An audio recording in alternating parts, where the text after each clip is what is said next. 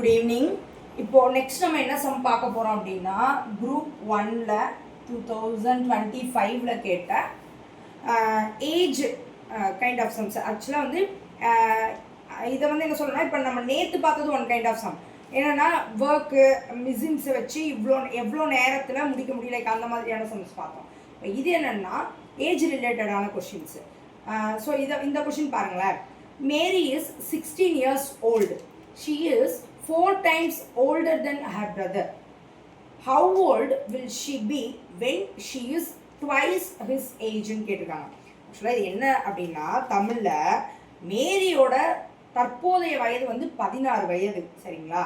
அவ தனது தம்பியோட வயதை விட 4 மடங்கு பெரியவள் எனில் அவள் தனது தம்பியின் வயதை விட 2 மடங்கு பெரியவளாக இருக்கும் பொழுது மேரியின் வயது என்னன்னு கேட்குறாங்க. அவங்க ஒரே ஒரு நம்பர் மட்டும் தான் நம்மளுக்கு கொடுத்துருக்காங்க. மேரி இஸ் 16 years oldன்னு கொடுத்துருக்காங்க. ஸோ நெக்ஸ்ட்டு என்ன க்ளூ நம்மளுக்கு கொடுத்துருக்காங்கன்னா, she is 4 times older than her brotherன்னு கொடுத்துருக்காங்க. ஆக்சுவலாக ஒன்றுமே கிடையாது. மேரியோட வயசு 16. அவள் எப்படி இருக்கா அப்படின்னா, அவள் தம்பியோட வயசை விட 4 மடங்கு பெரியவளாக இருக்கா. அப்போ அவளோட வயசு கொடுத்துட்டாங்க 16ன்னு. அவள் தம்பி வயசை விட 4 வயசு பெரியவளாக இருக்கான்னா, தம்பி வயசுலேருந்து 4 வயசு அக்காவோட வயசு அதிகமாக இருக்குது. அப்போ கண்டிப்பாக இவனோட வயசு 16, மேரியோட வயசு. அப்போ டிவைடட் பை 4ன்னு போடுங்களேன், என்ன வரும்?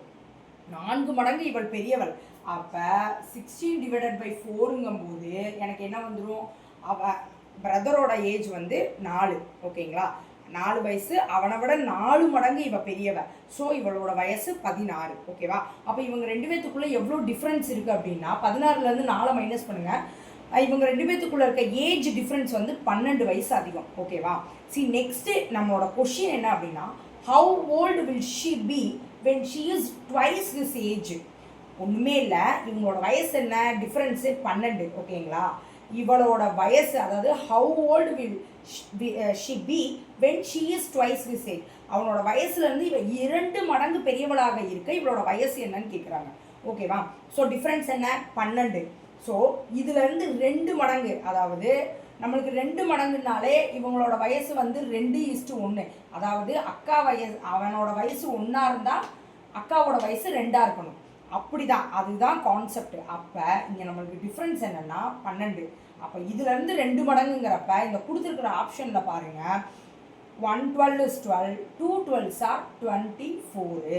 ஸோ என்னோட அக்காவோட வயசு என்ன அப்படின்னா 24. ஏன்னா இதுதான் 2 மடங்கு. வேறு எதுவுமே வந்து 12 இயர்ஸ்லேருந்து எனக்கு எதுவுமே வந்து 2 times கிடையாது. இந்த 24 மட்டும்தான்.